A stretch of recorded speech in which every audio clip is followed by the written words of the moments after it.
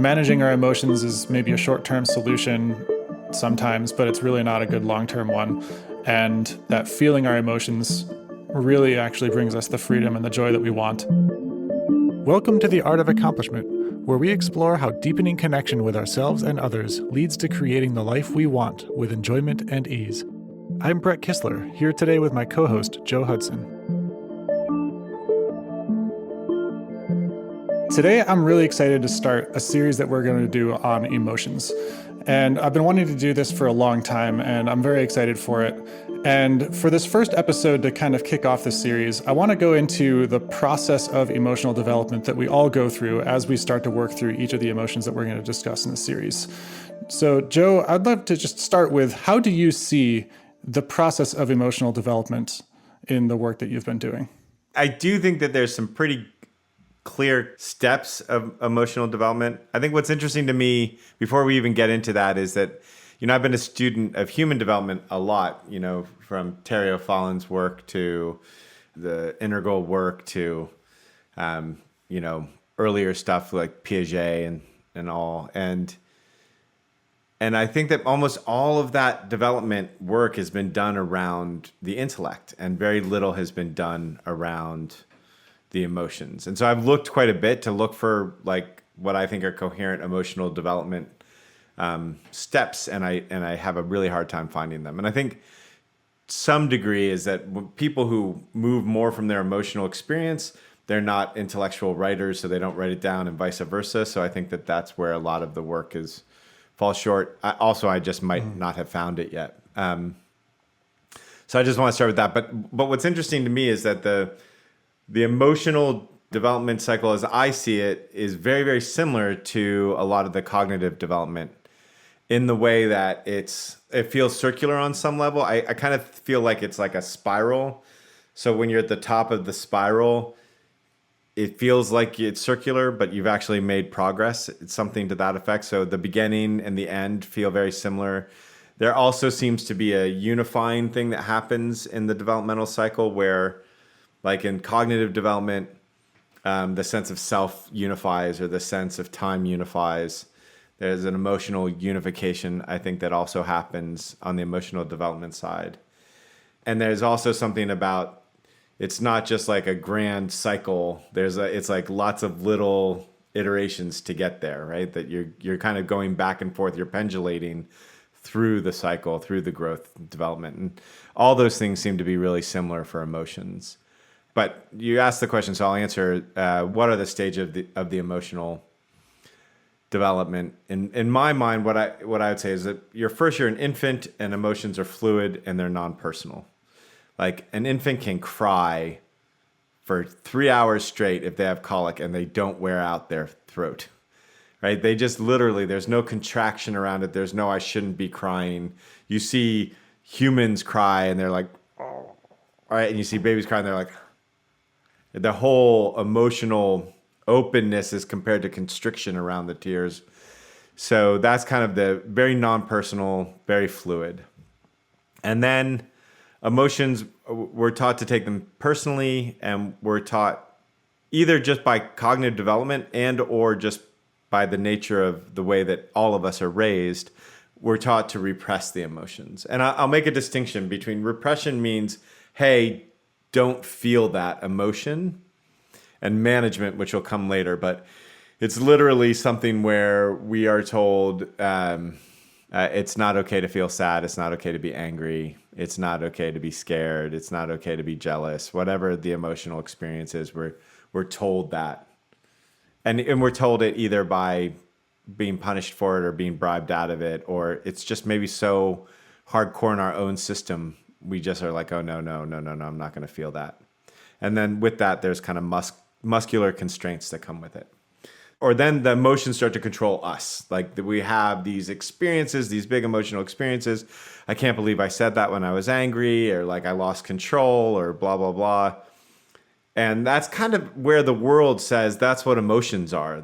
Emotions never really get out of that for most people, most languages. Emotions are there, they're creating disruption, and they need to be managed, apparently to make good decisions, which is complete hogwash when you look at the neuroscience. or so that I can manage myself, control myself. And then we start to try to manage the emotions, which is a form of repression, but there's an intellectual component to it where we're actively deciding that emotions aren't good, and we're going to manage them by running a lot, or we're going to manage them by telling ourselves that we're not going to be emotional. We're going to manage them by ignoring them. We're going to, repress them in a way that has more intellect to it. It's not like a body repression, which is the distinction I'm making there. And meditation, by the way, can be that. It doesn't have to be that, but Adyashanti, who I adore his work, and he basically at one point said, most people, meditation is management, and that's torture. Okay, something to that effect. So it's like even meditation can be a way to manage the emotions instead of allow and feel the emotions, which is the next step. Then we start to allow the emotions, we'll feel the emotions, and we'll start expressing those emotions in a way that isn't at anybody, isn't manipulative, isn't part of a power over struggle with somebody. And then we'll usually do anger and sadness first, then probably fear, and then joy and bliss, peace, all that stuff starts coming. And this is where the meat of the work is. And for some people, some emotions are easier than others. Usually the negative emotions, almost always, not even sure if I've seen a case where it hasn't been the case. The negative emotions need to move first, and then the positive emotions. Oftentimes people don't understand that they're repressing the positive emotions. And you're referring to negative and positive as the context in which we come to understand them through our repression. Correct. That's right. Yeah. What society would say, okay. Sadness, fear, and anger were the negative ones, and bliss and deep love, joy, that kind of stuff, that's called the positive ones. And or like really excited, for instance, is another one. And yeah, you get to a point where neither are positive or negative for sure. But in that developmental process, it's allowing the negative ones to move that then bring the positive ones up. And then the positive ones often have as much, if not more, resistance. So then there's that. And then all the emotions are fluid again. And somewhere in there, they become non-personal again. So you don't believe the stories behind the emotions. They're true, partially true, or not true, but they're not the truth. And you don't believe the emotions is true. Then the emotions start to become, in Art of Accomplishment, I think one guy said, it's like, now all my sadness is wrapped in love. And another story, I remember somebody talked about it. And she said, I was doing the enjoyment exercise that we have, and which is, enjoy yourself 10% more. And she was crying, and she's like, oh, I can enjoy this 10% more. And then all of a sudden that experience of joy combined with the emotion starts to happen. And that just becomes more and more like a unified thing where the distinction between the emotions fade away. So that's the developmental that I've experienced. That's the developmental course of the emotions. Yeah. Yeah. And that illustrates how it comes back around to sort of the beginning, to kind of summarize what you've described. It starts out, you're a baby. Nothing has happened to you yet. You're just a blank slate. And the emotions are fluid, non-personal. It's just a process happening in your body. It's your body adjusting, neural networks adjusting their weights, hormones shifting to match whatever's going on in your world. And then you start to get shaped. Certain emotions make people uncomfortable. Those are repressed. Consequences start happening to you. So then emotions that you have start getting linked to stories of what's going to happen to you. So then, naturally we just start to shape our behavior based on avoiding those stories. And it makes sense because those stories were learned in the way that, the world actually was responding to our emotions, and we had no power at that time. So that's the only thing you really can do. And then that's a place where people end up staying often. It's just they'll live their life based on the emotional context that they've learned, with the particular pattern of repression that they've learned. Yeah. Just to talk on that for a subject, if you go out and you read emotional literature, it wasn't until recently that there was this idea of emotional intelligence to even understand them. And the emotions might have some wisdom to them, and they have a tremendous amount of wisdom, and they are the cause of our decision-making process. But most of it is about managing emotions. Most of the literature, most of the self-help stuff out there is like how to be in control of your emotions. Right. Which seems like the next stage. If we start to recognize that stage 3 is happening, where emotions are controlling us, I think the first instinct is to try to control them right back. That's right. You get in a power struggle with your emotions. Yeah. That's right. Yeah. Which is it's an attempt to break free of that structure and that patterning, but it's also a internal war with ourselves. We are creating new impulses to fight the initial impulses that are coming up within us. And you can get into a stable state with that and manage your emotions all the way through your life and have a story that's actually helping. Yeah. I mean, stable. Yeah. Stable-ish. Yeah. You could continue to be in this stage for the rest of your life and it'll be meta stable in some way. Yes. And so then the next thing that I heard you mention was this stage beyond, where maybe this is where the stability breaks down in the management and you realize that it just doesn't actually work. Or maybe a heartbreak happens, just some tragedy occurs and something brings up emotions that are so powerful that you are unable to control them and they actually move through you despite your best attempts at preventing them. And you might recognize that this actually has a positive impact on your life, some kind of maybe post-traumatic growth event. The thing that propels people into that stage, sometimes it's big emotions that they can't control and then they find relief when they allow it to flow. Sometimes it's, I control my emotions, but I'm not happy. I notice that all the joy is out of my life. There's no, like, I can't play anymore. I don't have joy anymore. And so a lot of the people, when I'll talk to them, I'm like, that's because all your emotions are repressed, or that saying that I have of joy is the matriarch of a family of emotions. She won't come into your house unless her children are welcome. That resonates with people because there's something in us that knows that we need to allow all the emotions for joy to be there. Mm-hmm. And so that also motivates people to get to allowing the emotional experiences. Yeah, so that we reach this stage where we start to recognize that managing our emotions is maybe a short-term solution sometimes, but it's really not a good long-term one. And that feeling our emotions really actually brings us the freedom and the joy that we want. And this then becomes a journey. Yeah. There's kind of a transition there to when you are living your patterns to when you are on the path of some sort. So there is a distinction in this as well. And that distinction is interesting to me because there's forms of meditation that say, feel your emotions and observe the emotions. And so and I'm not saying that that's bad. I think that's actually really a great thing. There's also having the emotions expressed and move through your body. And that's an incredibly critical piece of it because the emotional repression is held in our muscles. You can see when you hold an emotion back, whatever it is, you have to constrain a muscle. And so the muscles aren't going to learn from just sitting in meditation position and allowing yourself to feel the emotion, though that's incredibly helpful. There is a need for the emotion to actually move your body, to allow it to move your body and move through your body. Yeah, it sounds like part of that distinction is that if you go through this process of observing your emotions and not feeling them by having your muscles exhibit some kind of cathartic release, then you might find yourself less controlled by the emotions. You might be developing a technique to distance yourself from them, but you're not actually accessing the wisdom of them either. And you could still kind of stay off track and also feel disconnected from your joy. Yeah, I would say not as deeply, right? I think there's benefit to it for sure. I did it for years. I still do it. I love it.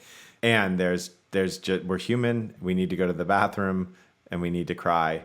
It's just how we are as people. And so, yeah, moving those emotional states through the system is, if it's not critical, it's definitely something that expedites the whole damn thing. So, Yeah. And this is where some of that corkscrew wraps back around to the beginning, because when we're actually doing this, you look at somebody as, society might think of the adult way to handle an emotion is just to maybe close your eyes, nobody sees anything happen, and then you open them again and you continue with your day. Right. And the way people would associate a baby's emotions are, "Rah!" And a lot of the actually feeling them fully through our muscles and having that cathartic release that we're describing actually starts to look a lot more like we're returning to sort of the baby state, where all of our emotions are welcomed and fluid. But there's a new layer in the context now, which isn't just our emotions are fluid and non-personal because we don't have any other way of being. It's our emotions are fluid and non-personal, and we still know how they had been repressed. We still know what kind of consequences can happen to us in society by expressing certain emotions in certain ways. And we have this appetite for, regardless of what society says or does, that our emotions are welcome and we know it and we feel it in our body. And when that happens, this like seventh stage that you mentioned is that they all become wrapped in love. Yeah. And become indistinguishable. Yeah. Yeah. It becomes really hard to know. Like the emotions are so fluid. It's just a movement that moves through you. Yeah. So hard to feel the distinction between joy and sadness, or excitement and fear, or all of them actually is where it comes down to. Yeah, I think that's a very relevant kind of piece to hold in consciousness as we go into this series, because we're going to be talking about individual emotions by name, and to recognize that this is, these names are sort of the way that society and culture has clustered these physical experiences and named them and associated them with certain patterns and certain consequences and acceptance or denial, or good or bad, or positive or negative. And what I would say there is that the idea of most of the emotions that are out there in the world are the way the emotion presents if it's resisted.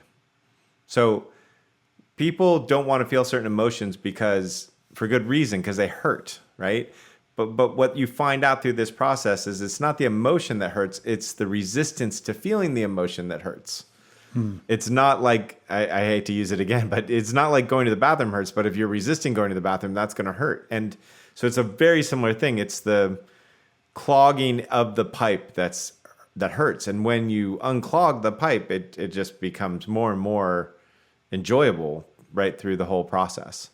Yeah. And I think something that's interesting to recognize also is that when we go through these later stages of emotional development, we start welcoming various emotions. We might start calling them by name and be like, okay, you know what I need to feel right now? I need to feel anger. And then you feel the anger, but then something else kind of happens. Like I've had this experience where as I'm just getting into an anger release, I'll start and I'm not really feeling it. And then I'll kind of find myself getting carried away into it. And then like at the very end of it, my voice will crack in pain. And it's like, oh, like it was actually sadness under there, but really it was just a gradient of different emotion just moving through this rainbow of feeling. Yes. And this, like, as this comes back around to the beginning of this cycle, it really just everything sort of fuses back together, and it's just my body's going to make whatever movement it needs to make right now, and I trust that I'm going to become a reorganized human at the end of this, and I don't need to even have a story for what emotion it was. That's right. That's exactly it. So yeah, that's the way it moves, and just generally that's the developmental process. You've recapped it really well. So okay, so we've got this process, and there's ways that we can get stuck in it. And one of the things that you just described earlier is that it's not a single cycle. You find yourself spiraling around the cycle a number of times, and we might be patterned to get stuck in this management of our emotion stage, and then we start to recognize more and more subtle ways that we're managing, and sometimes the ways that we thought we were letting our emotions flow are actually managing. We're aiming for an anger catharsis, and we're using that to avoid our hurt, something like that. Or we're naming our emotion as a way to not feel our emotion, though when we first started naming our emotions, they were a way to feel our emotions. Right. So each epiphany becomes the next rut. Yeah, exactly. That's right. So I guess I have a question then is, as we're going through this process and we're doing this, we're on this emotional development path, how do we recognize when it's actually working for us? What are the signs that we can look for? What kind of impact does it have on our decision making or on our cognitive development? How do you know when it's working? Let's just start there. You're going to start feeling more joy. You're going to start feeling more love. Even if they're uncomfortable, that's going to start happening more. There's going to be a feeling of more aliveness. Like some people describe it as energetic release, and I think that's a fine description of it. It seems like it's like the musculature that you have been holding to prevent yourself from feeling that gets released, and therefore there's less tension, there's less effort required in a moment-to-moment basis. So you're going to feel that happening. There's going to be moments, but not a lot of them, where you feel potentially lost in the emotion. And each of the emotions has their own story as to why you can't feel them. But you're going to potentially feel lost in it. And you know that you're believing the story when that's happening. Sometimes you'll go through something where you're circling on the same emotion over and over and over again. And if you're not dealing with an old trauma that you're healing over time, that recreation of the emotion means that there's an emotion underneath that you're not feeling. But in general, it's just going to create a lot more peace and a lot more joy in your life and a lot more fluidity and connection. And you'll know it, and it won't take long. It won't take long. I mean, people after their first anger release are usually like, holy crap, like they just feel so much. Not always. Sometimes it takes 10, but it doesn't take more than 10. Yeah. Okay. So as we're kind of watching, we're going through this process. We're on this path of emotional development. We're looking for certain signs to see how this is showing up in our life. Am I feeling more joy, for example? And how can we tell a difference between like being open to and wondering in wonder about how much joy we're feeling, or how much our emotions are coming back fluidly, wrapping around into love, and notice the difference between that and artificially going towards feeling joy to feel that we've done the process. Yeah, so you're mentioning like 3 things in there that are important. The first one is, if you're trying to get rid of the emotions, then you're not loving them. If you're not loving them, then they're not fluid. So if you notice that you're trying to get over an emotion, just the act of trying to be done with an emotion or get over an emotion will send you backwards in the process. So it's literally, the emotions are invited like children in your house. Like, oh, good, my kids are home. Like, it's like when that's the feeling, when I can't wait to feel sad, when I can't wait to feel angry, when I can't wait to feel scared, that's when you're not faking it, right? And even if you're faking it, but it actually works, if you can fake it enough to go, I actually want to feel angry when it comes up, and the anger comes up and you're like, cool, I want to do this, then great, fake it. But it's, as long as you're doing anything to get rid of the emotions, then you know it. There's a seeming paradox here, which is, if I love my emotions and I let them move as they want to without hurting anybody or manipulating anybody, and I love them and I welcome them, they change. And so it looks like I've managed my emotions really well, right? But at the moment that I'm doing it to manage my emotions, it doesn't work. Yeah. It's an amazing little thing. Yeah, it's like the idea of letting your emotions in with the agenda of things changing because they're coming in. I'm imagining, you're preparing the house for all your emotions, your kids to come in and have a party. And so you're preparing the house, and then one by one, the kids start showing up, and you're like, oh, welcome, let's put you to work over there, and like continue preparing for the party. And then what you have is just a bunch of your guests preparing for the guests to show up, and you're not actually having a party. Exactly. Yeah. Exactly. So yeah, that was one of the things that you touched on that like struck a chord with me, is that you're not doing the work if you are at all not welcoming, not excited to feel the emotions. And with that, part of what happens is you start to notice that each of the emotions have a message. They have a wisdom, right? The anger is a deep form of care. It shows us when we have a boundary that has been crossed. It shows us when we're not taking care of ourselves. It shows us what we want to be determined for in our lives because we care so deeply about it. Fear has a way of telling us that there are ways that we're not asking for what we want, that we are most likely taking care of other people rather than putting on our own oxygen mask first. Is like often there's fear, or that we've been taught that it's another thing that can tell us that we're very excited. That fear can actually tell us that we're excited and we're not allowing ourselves to feel that excitement. And sadness shows like it is like the other side of joy, right? It's like sadness shows us that there's a change that wants to happen or has happened. It shows us that we love and that we're in joy around things. And it's an amazing thing to think about why anybody would avoid heartbreak like that, kind of sadness and grief. because it shows us how much we cared about something and that the transition is happening.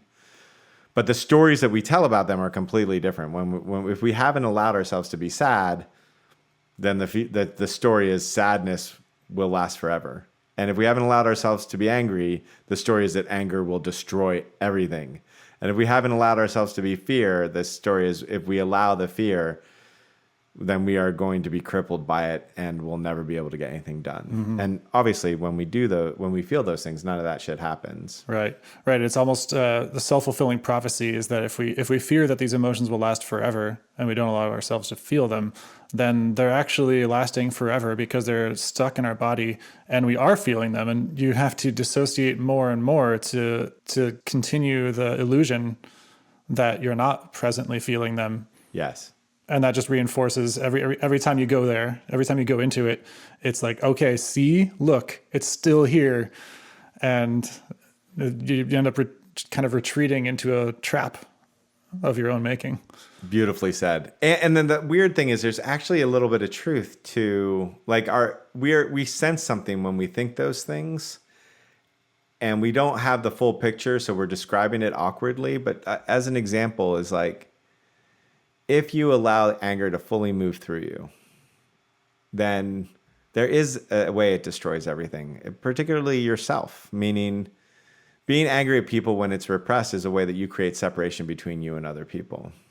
And when anger is fluid and you see that it's not about them or you and there's no stories and it's not personal, it's just something that moves through you, then life becomes impersonal and therefore you are less that distinguished, hard-edged human. You're actually now this thing that you can see your relationship to all things. You can see the unity of yourself with everything. And so there is a destruction of you in there to some degree and everything in there. It's just not the way that you think anger is going to destroy everything. Right. And it's the same thing with sadness and fear, like that fear makes us less capable. And there's a way that that's true in the fact that if you fully allow your fear, you're less capable to move from like an individual will, and you become more and more capable of being moved by something greater than yourself, right? It feels like you're being breathed instead of breathing. And maybe it's just a felt sense difference because still crazy stuff happens in the world and you do amazing things, but the feeling is that the gifts are moving through you, that they're not yours. And the more you feel that fear in a weird way, you are less capable. So as examples of that, but it's not the way we think it's going to happen. Yeah. And again, it seems like feeling the emotion is actually the grounding force that grounds us into the reality that's already the case. You know, if you're in a codependent relationship and you're avoiding your anger and it's repressed, then the fear is actually that the relationship will be destroyed. But in reality, the connection already is being destroyed. Right. And the facade of the relationship that is holding the thing together that makes you think that it's still together, that might actually fall apart if you draw a boundary. That might be destroyed. But you're only grounding into what's real by feeling the emotion. Right. That's right. That's beautifully said. So we're gonna be starting this series talking about anger. We've got two parts of an episode coming up for that, and I'm really excited to get into this. Yeah, that'll be fun. Yeah. That'll be fun. Yeah, just get right into it. That's societally angry. The most reviled emotion. It's an interesting thing to think about as we let everybody go is like how emotions are unacceptable in our society. And I'll just give you the example is you think about somebody at a cafe sitting by themselves having an emotional experience. I remember something like this happened to me. So there's somebody sitting by themselves getting angry, somebody sitting by themselves being sad, somebody sitting by themselves being scared, somebody sitting by themselves laughing hysterically, somebody sitting by themselves just like in absolute bliss. And the question is, which of these is most crazy, right? You can just, it's the stigma of emotion is so apparent when you think about somebody having these experiences in a cafe by themselves. Mm-hmm. You can think about how kinky emotions are societally, just thinking about that. Beautiful. Cool. Thank you, Joe. Yeah, you're welcome. Thanks, Brett. It was a pleasure. Thanks for listening to The Art of Accomplishment. If you enjoyed what you heard today, please subscribe and rate us in your podcast app. We'd love your feedback, so feel free to send us questions or comments. You can reach out to us, join our newsletter, or check out our courses at artofaccomplishment.com.